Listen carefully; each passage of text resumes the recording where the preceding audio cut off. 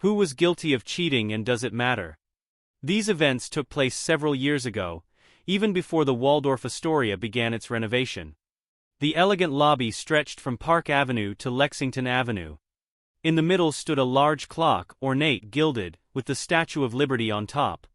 When you're there, I'm sure they'll still be there to see. A landmark, the perfect place to start your wedding anniversary celebration. Robert Jones, a seasoned print news editor for a well-known newspaper, hurried down the street through swirling snow swirls to meet his wife of 25 years and a successful marketing executive, and of course was already there, always on time. They were a strong couple, established, respected, independent, and devoted to each other. Robert was a gracefully aging, successful man, whose charm and sharp wit made him invaluable in the main newsroom, and had been the driving force behind many of the most successful campaigns in cosmetics marketing, herself charming and known for not tolerating fools, regardless of their race, creed, or gender. Robert reached into his pocket. Who knows how many times he'd done that while rushing here. Christmas coincided with his 25th wedding anniversary. A long, thin box, a diamond necklace he'd made for her, 25 stones, his love for her traced in the gems. He had been secretly saving money for several years to be able to give this gift. Robert loved beautiful words, so on the box there was an ornate inscription, "Our love in diamonds." Why such an extravagant gift? Of course, 25 years is a milestone in itself, and Christmas has always been special to them. They met at a party on Christmas Eve and had a date night party every year in honor of this beautiful holiday. The snow made the night seem special, and he could feel his attraction growing as he rushed to his favorite woman. The Salvation Army Brass Quartet was standing outside Grand Central Station, and he crossed the street to make a donation. It slowed him down, but he couldn't help himself. It was Christmas. Even encouraged by the spirit of Christmas, he felt that there were dark times in their life together.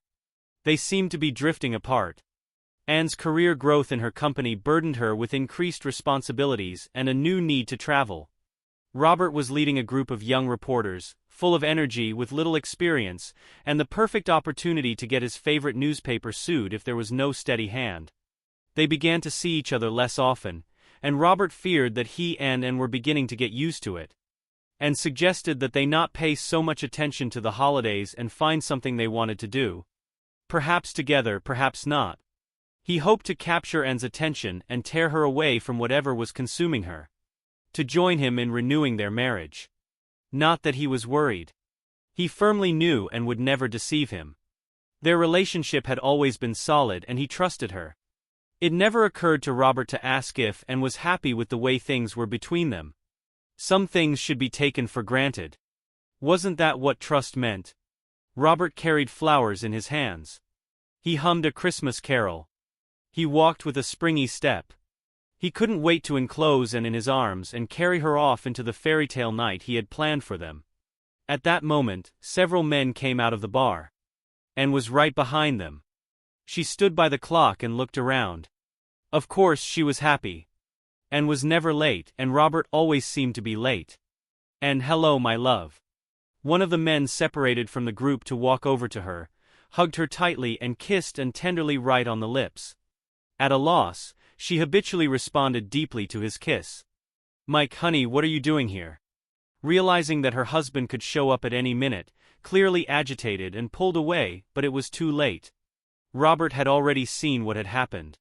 He stopped and stepped back to see what would follow. And was still looking around. She was clearly nervous. "I'm in town for a quick meeting, and then leaving JFK Airport for London on the first flight in the morning. Are you free for love tonight, your husband?" Without realizing it himself, Robert moved slowly towards them, listening with increasing concern. Who was this man? Who was he to Anne? He could see the wrapped gift in her hands. Was it for him or for this stranger? And their obviously loving kiss in such a public place. "Robert Jones," he introduced himself. Anne's face froze, her gaze darting from her lover to her husband and back again. "I see you know my wife, and your name is?" Bill Johnson," came the stammering reply. Bill looked helplessly at Anne. What was he supposed to say? "I see I caught you both at a bad time. You two have some catching up to do. There are plenty of rooms available at the hotel if you haven't booked yet, and I have to go." And perhaps we can meet later. I'll call a cab. Robert rummaged through his pocket trying to pull out his cell phone. Instead, he found himself pulling out a gift box. And was fidgeting with her gift in her hands, not knowing what to do. And don't worry, I'll find my way. Robert looked down at the shiny long flat box with the shiny black ribbon. Tears stood in his eyes. And anyway, it's for you. He turned away as he shoved the necklace into her hands. Behind him, a scolding could be heard. They were exchanging angry words. He stopped paying attention to it. Robert needed to leave to get away. How had it come to this? What had he missed by being too busy working? How could his and betray him like that? Stupid cheating bitch. Robert, Robert. And called out to him, but he was already at the top of the stairs. Her voice came closer and closer, but he was already on his way out. There was a cab there and he quickly got into it. Robert gave the address and disappeared. And saw the cab merge into the stream of cars. One cab in a sea of cars it was hopeless to find. What had she done? Robert could never know. She had been so careful. How could she have been? Who knew she would run into Bill? How could he have been so blunt and flippant, approaching her so openly? Had Bill really ruined everything? How couldn't fix it if at all? Bill broke away from his companions and finally caught up with her. And are you all right? Do you think he guessed? And you saw that he figured it out. Of course he figured it out. And I'm so sorry. And nodded and told Bill it wasn't his fault, but her whole look blamed him. What gave him the right to treat her like that in public where anyone could see? Couldn't he just say hello and move on? This was a disaster. Robert had been destroyed. She would have to rearrange her schedule to make time for her husband. She would talk to Robert and explain why they had to overcome this unpleasantness. Soon, and had an idea of what she would say to bring Robert to his senses. It was a good plan and saw no reason why it wouldn't work. Robert stared out the cab window at the lights whizzing by. What had he missed? When had she managed to get so far away? Was he angry? He had a feeling he was. But if so, why wasn't he screaming and beating the asshole with his fists? Instead, he was alone, running away from the woman he loved, lost in mutual accusations, silent, trying not to cry. Whatever he felt, it was far more than anger. For the first time in his memory, Robert Jones didn't know what to do. He felt blinded, abandoned and betrayed. When and got home, Robert wasn't there, which was no surprise. And changed her clothes, dragged a chair from the living room into the hallway and settled in, waiting for her husband to come home. She woke with the rising sun to find that he hadn't come, and she was alone. It was Saturday. He must have rented a room. He would be home this afternoon. She suppressed the urge to call his cell phone. He needs time to think things over, she told herself. When he calms down, as he always does, we'll talk and work things out. By noon, and was starting to get nervous. By 3 o'clock in the afternoon, she was in a complete panic. And called his cell phone, his office, his gym, 2 bars she knew he liked, half a dozen of his friends and his mother who she never got along with. No one had heard from him. By Sunday she had called the NYPD, the FBI, the state police and everyone she could think of. A private investigator had been hired. Of course she did all that. Her husband was missing and she needed to find him. For some desperate reason, she thought it would help if she went into town and looked for Robert herself. The crowds of people out shopping made her search a waste of time. When she called her sister Beth for help, her family got their first glimpse of how dire the circumstances really were. By Sunday lunchtime, Anne's 2 sisters and their husbands, their children, her parents, her mother's sister Beverly, his mother, some of Robert's oldest friends, and her immediate co-workers from work were gathered in the dining room, listening to the detective. People get lost all the time. The holidays are always a bad time for emotional trauma, and Christmas especially. There was no reason to believe that there had been an accident or that Robert had been injured. He had suffered a severe emotional upheaval. This remark drew a few sharp looks in Anne's direction. From everything the detective had heard, Robert was a reasonable guy. They should give him a chance to surface and see what he had to say. And went into a rage, screaming. No, that wasn't all they could do. No, they weren't going to wait and see if her Robert's corpse floated in the river. He must put aside his other business, do his job and find her husband. Don't they understand? And wanted to shout to them. She needed her husband. She needed to talk to him, to explain. If anything happened to Robert, how would he ever understand what she had done? How would he be able to forgive her? How could she forgive herself? The detective said all the right things and slipped out the door. In truth, he couldn't have done more. This was Anne's mess and it was her job to clean it up. His departure marked the beginning of the Great Rage controversy. Attendees said they knew the right people who could do something, then hid behind their cell phones as if they had suddenly found something important. Anne's brother led the chorus, chiding the police for not doing more. Both mothers sympathized with the misfortune that had befallen their families. In truth, they were powerless and knew it and feared what might happen. Her sisters despised her. And could feel it. Beth announced that Christmas dinner was cancelled. And until Robert was found, she would prefer that the family give each other some space. As the voices grew louder and fell silent, her anger was exhausted and fear squeezed her throat. When Beth made her statement and realized she had no voice in the room, what could she say to the people who cared more about her husband than she did herself? And learned what it meant to be truly alone. Eventually, everyone left. She went up to her bedroom to change. Her dress from Friday night was still lying on the bed. She picked it up and saw the gift box. What was the last thing Robert had said? No, not last. What had he said as he left? Anyway, this is for you. And read the inscription and opened the box. She took the glittering necklace with a trembling hand. She fainted and fell, still holding the necklace in her hand. It was 3 days until Christmas and her husband was still gone. Police in the city have dormitories where they can eat and sleep while working long shifts. Newspaper men know where these places are, and they have friends who will let them sleep over for a few nights when they can't or don't want to go home. Robert had used this many times in the past. It was a 30-minute walk to the office, and Robert was still in his clothes he had been in 3 nights before. A quick stop at a men's clothing store fixed that. Another quick stop and he bought a razor and shaving cream. No matter how bad things got, he still had to work. The paper would go to print, deadlines are deadlines. He used his voicemail to listen to calls, had a conference call with his coworkers at 9:15, met with the right people before noon, and spent the afternoon working on an article discussing sea level rise. The paper acted as all great bureaucracies do.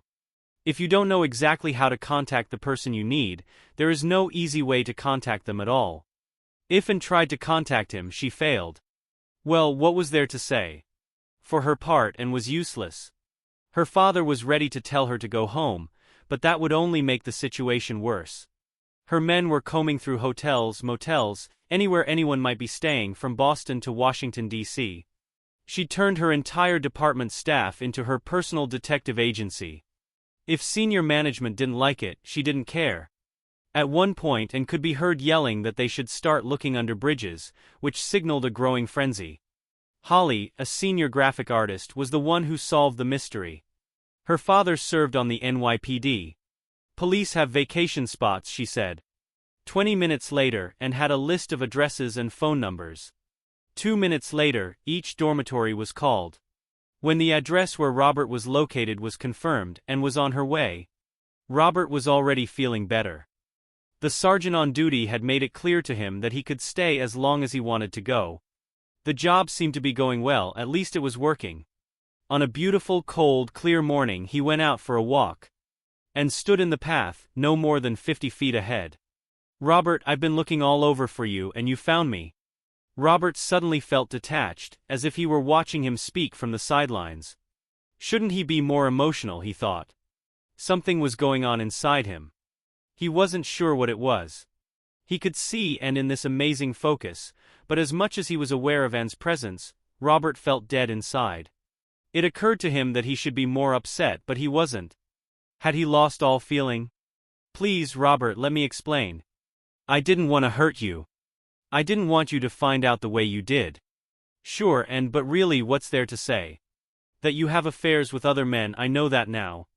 That you kept it from me, I know that too. That you were only caught by accident. So I was there. I don't want to hear about the sordid details or the stupid stories that it was just sex and it means nothing to us. What can you really say? And felt Robert slipping away and headed toward him, hoping to physically shorten their emotional distance. Do we have to talk about this in public? Can't we go somewhere and just talk about it? And I found out about it in the hotel lobby. What could be more public than this? If you have something to say, I suggest you say it now. That stopped her halfway through, and realized she wasn't going to lull Robert into a pretense of normalcy, and then wear him down. All right, Robert, let's talk. I love you so much.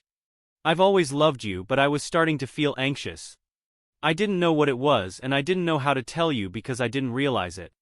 When I got promoted and spent so much time traveling, I was with a lot of different men who paid attention to me. Sometimes they would flirt with me and I realized that I liked it. It was the fact that they were new that made their attention different. I was no longer restless. I was excited to be appreciated as a woman.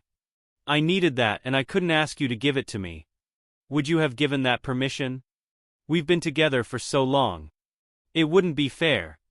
And, you could have told me all this any time that my beautiful wife gets compliments. Do you think I'm such a fool as to be surprised or jealous? There was something else, wasn't there? You didn't have sex with me. No need for details, just a yes or no. And looked down and hesitated. To her credit, she looked her husband in the eye and said yes. And there we have it. I don't know why or how we got here. I can't tell you where I failed you so badly that I lost you, but obviously I did. Robert heard him say goodbye. Had he done it because and had confirmed his worst fears? Or was it his unconscious decision when he left and with her lover at the hotel? He couldn't tell. All he knew was that the words had escaped his lips. It was as if someone had taken control of his mind and body, and he was an outside observer. Robert realized that he was walking past his wife and going his own way. And stood in shock, trying to comprehend what her husband had just said and done. It was just sex. It didn't matter. She only loved him. She had explained it all. Why couldn't he see that? Why didn't he believe her? The city blocks in Midtown Manhattan are short on streets running north and south, but long on streets running east and west. A native New Yorker on her way back to her office and got lost. She kept looking for landmarks, something to orient herself, but was too distracted. She kept coming back to what Robert had said. He didn't mean all of it, did he? Her feet hurt. She was cold and her phone kept ringing, so she turned it off. There was a coffee shop and she found an empty seat. Why was Robert so angry, so sad? He hadn't really said anything. He didn't want details. How many people? Were they the best lovers? Were they rich? Were they bigger than him, better in bed? Isn't that what men want to know? Words to throw in her face. All the possible reasons for that, Robert just didn't want to know. The mere fact that Anne hid what she was doing was enough to break him. Had Anne really underestimated him? Was Robert really that weak? Why didn't he fight back? He should have claimed her and fought for her. That's what men do. It struck her later like a sharp pain. No, you fool. You broke your husband's heart because you didn't believe he would listen to you. You never gave him a chance to talk to you about what you wanted. You never told him you were changing. You never gave him a chance to find ways that you both could use to make things work.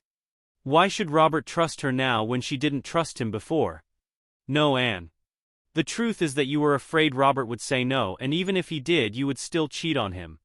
You didn't love him enough to tell him and live with the consequences.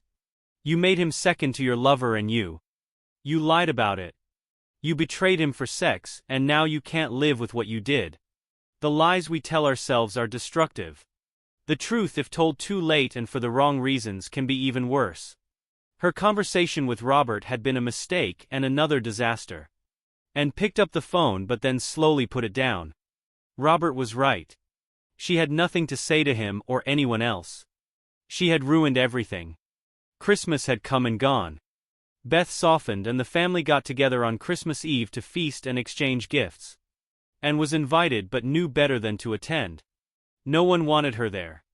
A few weeks later, Anne was on a long conference call when her father called and told her she needed to take an emergency call. Robert was in a mental institution for observation. He had tried to kill himself. He hadn't shown up for work in 2 days. The police were called because Robert was found sitting with a loaded gun and a suicide note. Will she show up? His office listed her as an emergency contact, and was on her way even as her staff provided Robert's room number and doctor's office. By the time she arrived, and had regained control of herself and demanded to see her husband and his doctors immediately. 2 physicians, both board-certified in psychiatry, one of whom was the author of a respected textbook, attended the meeting. The other was the principal investigator leading a national study of depression and suicide in middle-aged men. One of them said, "Your husband is very ill. He is clinically depressed, has developed a suicide plan, and has taken steps to obtain a weapon. He is a clear danger to himself if not to others. We are taking him off heavy medication in hopes of giving him a chance to pull himself together. Whatever brought him to this state was a shock, but he won't tell us what it was. We were hoping you might be able to help us with this." And made up a story that probably didn't make sense. The doctors took their careful notes and talked among themselves as if that would do anything. It wasn't helping Robert. She needed to talk to him. "I want to see my husband." "When can I see my husband?" "We can certainly allow you to see your husband, but it has to be behind a 2-way mirror. Right now, we can't risk anything that could make Robert worse. Sadly, that may include seeing you." Was it a bruise on one side of his face? He hadn't shaved in weeks, and his hair. Had they even been cut since she had last seen him? Had he ever bathed? The hospital gown exposed his bony legs. He looked old, abandoned, homeless and uncared for. His hands were cuffed. His head was thrashing from side to side and back again. He was muttering something with only his lips, a word she couldn't hear. What was he doing with his fingers? She stepped closer to the glass. The attending didn't stop her. His fingers. Was he pointing at something? The ceiling? The walls? Had Robert seen her? He seemed to sense her presence and yelled louder. Was he shouting her name? It seemed to, and that he was shouting her name. Was Robert pretending to fire the gun with his hand and fingers? Was he aiming it at his head? Was he still trying to kill himself? And walked away without saying a word. She realized for the first time what she had done and realized what she had to do. Visiting hours ended at 8 p.m. At 7:30, a family van pulled up with what looked like a mother and daughter who had come to visit their dad and husband. The security check was perfunctory. While the security guard was distracted, the mom handed her purse to her daughter through the metal detector. No one noticed this. Just before closing time, the daughter left and the mom went upstairs. Psychiatric wards are primarily designed to keep patients inside, not to keep people outside. And hung her coat on the coat rack and remained in her starched white lab coat. Grabbing a clipboard and specimen tray, and slipped onto the floor. And surprisingly, she had no trouble finding the key on the sleeping nurse's station to get into Robert's room. How long she sat like that in front of him and didn't know. Hours seemed to pass. Gradually, as the medication wore off, Robert came to his senses. She must have dozed off. And when she looked up again, Robert was awake and staring at her intently. "Why are you here? You asked me to come and I am your wife." Robert looked away. "Robert, you told me what you wanted. You told me what to do." Out of the corner of his eye, he watched her pull a small gun from her pocket. "I know you want to die. Because of what I did, you want to die. So do I. We had a good life together once. Let's end it the same way. I'll go first, then you. And maybe we'll see each other on the other side." Robert looked at his wife. He saw her as the girl he had married and everything good that had ever happened to them. She had her plan, but he had his plan too. It was as if Robert was looking at her for the first time, and she had never felt more insecure. "Give me the gun." "Check the hallway." And held the gun out to him. The hallway was empty. She thought her mind would be working feverishly, but it wasn't. What would it be like to kill herself? Would she be able to do it? Could she put a gun to her head and pull the trigger? It sounded like a plan, but it really wasn't. She was running away from her own life. Part of and hoped that after death, really they would be together. If not, at least she would share her husband's fate. There was a dignity in their joint choice of how to end it all that and could accept. They come through every half hour. Keep your eyes open. After the next round we act. And watched. It was her duty. She owed it to her husband to join in. Her throat caught but she could do it. And had to see this through. It was the only way to undo all the pain and suffering she had caused. She closed her eyes and said a little prayer to whoever might hear it, that she and Robert would be together forever. And it's time. Let's do this. Sit on the bed, you first. She hadn't been this close to Robert since that night. And it made her nervous. But it made sense. The gun would fall where Robert could get it. She picked up the gun. And thought it would be colder. She shouldn't hesitate and thought. Putting the muzzle to her temple, she said with one lip, "I'm sorry," to her husband and pulled the trigger. Nothing happened. She pulled the trigger again and again, nothing, and again. What was wrong? Everything was going wrong. She was going to free Robert and be with him, but the gun wouldn't work. She looked up. Her hands were busy with her latest failure as a wife, her eyes full of tears. What a terrible risk. So many ways it could have gone wrong. Robert shuddered. Even as he left that night, Robert knew that and would muster all her strength to find him. She would put her entire staff on it, call everyone, hire professionals, and bribe the newspaper staff to report him. She would tell herself she was just trying to find her husband, when in reality she was trying to control him.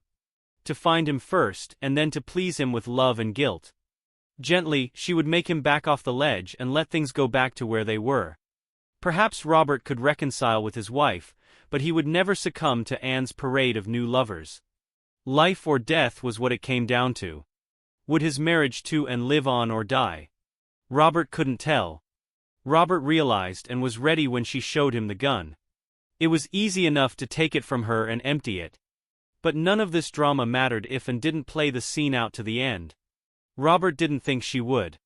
She might put a gun to her head, but she would never pull the trigger. To his amazement,